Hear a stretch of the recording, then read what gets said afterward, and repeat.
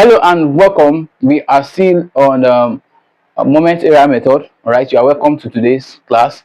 We have a question on the board. We are still on cantilevers. All right, but this question has to do with both cantilever and simply supported beam, but we are still on cantilever.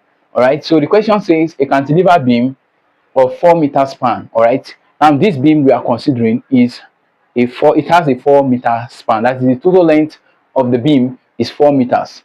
It carries a uniformly distributed load of 3 kilonewton per meter over its entire span. All right, take note of that.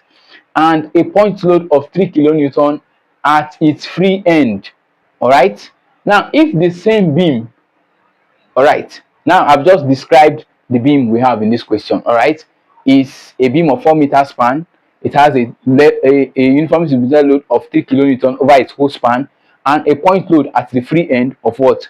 Of 3 kilonewton. All right, now if that same beam is simply supported at its two ends, all right, that is, if that same beam is not a cantilever, all right, what point load at the center should it carry to have same deflection as the cantilever? So I'm going to draw the beam here so that you understand the question properly. All right, so this is exactly what the question is saying. All right, we have a first case of a cantilever beam of 4 meter span which carries a UDL, all right, of 3 kilonewton per meter over the entire span, and a point load of what? Of 3 kilonewton at the free end. All right, now we are told that if the same beam, this is the same beam, but this case it is simply supported. All right, so with the question is this: it said what point load at the center should it carry? That is for this beam. Now what point load should this simply supported beam carry at the center to have the same deflection as the cantilever? All right, so we will be solving this right now. All right, so solution.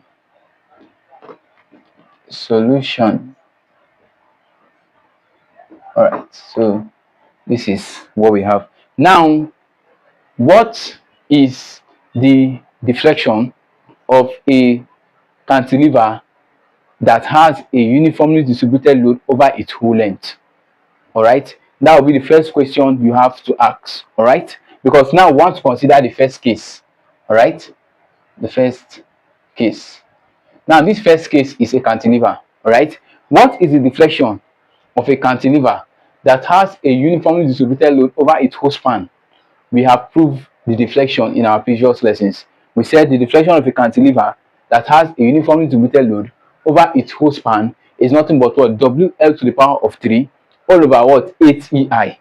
All right, take note of that. All right, now what is the deflection caused by, that is the deflection on a cantilever caused by what? A point load at the free end. It is nothing but what? W L to the power of 3 all over what? All over 3EI. All right, so now if we sum these two deflections, all right, the deflection caused by the uniform distributed load and that's caused by the point load, we are going to get the total deflection of this what? Of this cantilever. That is our first case. That's what we are going to be doing in this first case. All right, so number, we can just say deflection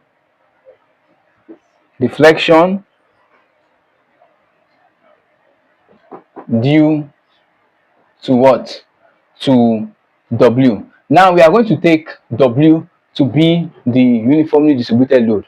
All right, when we are substituting now, this W is what? Is total load.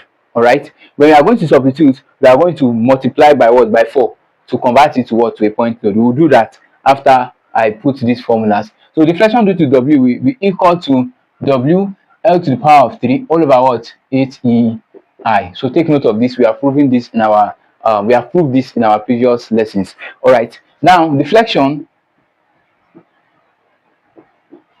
due to W1, we are going to let W1 to be equal to our point load 3 kilonewton. So 3 kilonewton is equal to W1, and 3 kilonewton per meter multiplied by 4 will be equal to what? W. All right, so take note of that. So deflection due to W1 is equal to what? W1 L to the power of 3 all over 3EI. So this is equals to W1 L to the power of 3 all over 3 ei. All right, so this is what we have here. Now we are going to sum the both of them together. All right, let's sum the both of them. So we have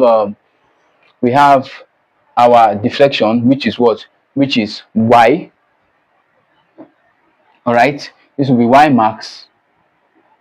This will be equal to w L to the power of 3 all over 8 ei plus w1 L to the power of 3 all over 3 ei. So this is what we have. Now we can factor out L to the power of 3 all over ei. All right, so we have y max to be equals to L to the power of 3 all over ei. All right,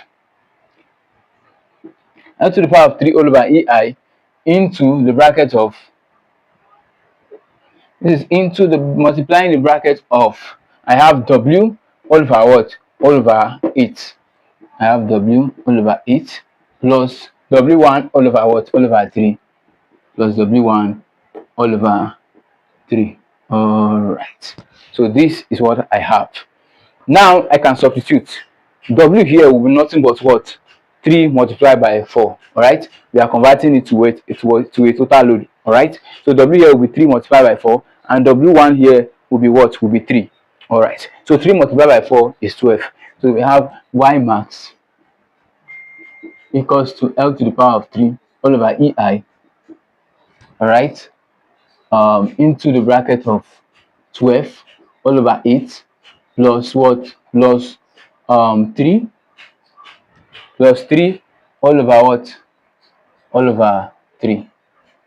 So this is what we have.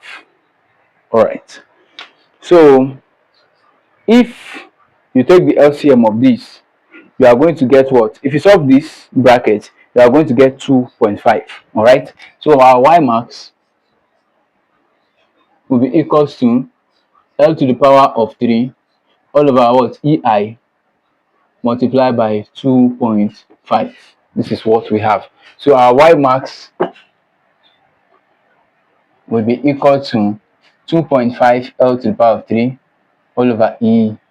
This is to the power of 3. All right, so this is our value for y max. You can call this equation what, equation 1. All right, now let's consider our second case. All right, let's consider our second case.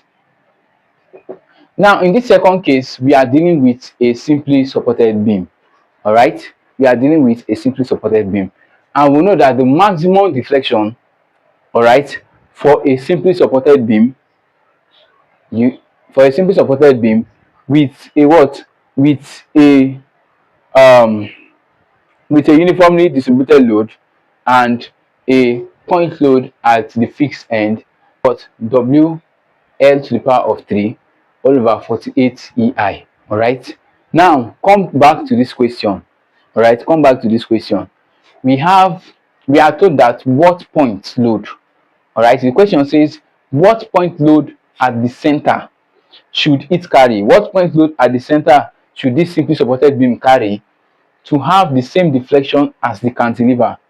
All right, to have the same deflection as the cantilever. So we are going to be using the case of a simply supported beam with a point load at the midspan, because the question says what point load at the center should it carry to have the same deflection as the cantilever.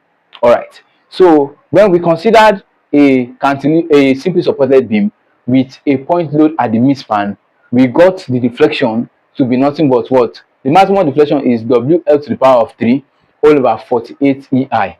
All right, but in this case we are going to be taking w as w prime and what, y max as what, as y max prime. All right, so we just differentiate our parameters that we got initially. So like I said earlier, the maximum deflection for a simply supported beam that has a point load at the midspan is nothing but what, is nothing but y prime max equals to what, w. Now we are using w prime so that we differentiate it from our previous parameters.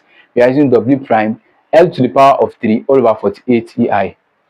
L to the power of 3 all over 48 EI. Now take note, all our deflections are downward deflections.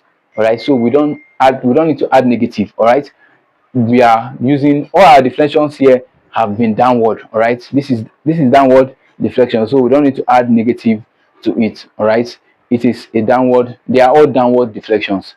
Now this is what we have for a simple supported beam that has a point load at the midspan. W prime multiplied by 3 multiplied by L to the power of 3 all over 48 EI.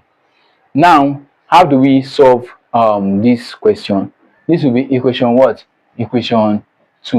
All right, now let's equate equation 1 with equation what? 2. So we have y max equals to what? Y prime max. All right, so this is what we have. So if we equate their values, we have 2.5 L to the power of 3 all over what? EI. This is equal to W prime L to the power of 3 all over 48 EI. So this is what we have. Now I'm going to multiply both sides of this equation by EI all over L to the power of 3. All right, so let me multiply both sides by EI all over L to the power of 3 multiplied by 2.5 L to the power of 3 all over EI. This will be equals to EI all over L to the power of 3 multiplied by W prime L to the power of 3 all over 48 EI. All right, from here you can see that EI will cancel out EI. L to the power of 3 will cancel out L to the power of 3. EI will cancel out EI. L to the power of 3 will cancel out L to the power of 3. I'll be left with 2.5 equal to W prime all over what? 48. All right, if I make W prime the subject, I will have W prime, that is by cross multiplying, we have 2.5 multiplied by what? 48. All right, so 2.5 multiplied by 48 is nothing but what? 120. So we have W prime to be equal to what? 120. Don't forget our units are in kilonewton. So the point load that this simply supported beam will carry to make its deflection equal to that of this cantilever is 120 kilonewton. So this is the solution to this question. It is quite simple. Just try and express your formulas and express your terms correctly. You will get the right answer.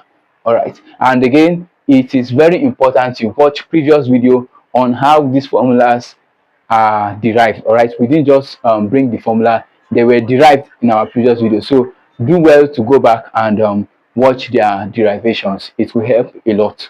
All right, so that's it for example number 12. We'll be back with example number 13. All right, I think example number 13 we considered a simply supported beam. All right, so stay tuned and be sure to like, share, and subscribe. Also, if you need any of these materials, we have them for you. All right, feel free to reach out to us if you are in need of materials or beats or textbooks, and we also offer private tutorial sessions for you, and that should be it. We will see you on example number 13. So stay tuned and thank you for watching.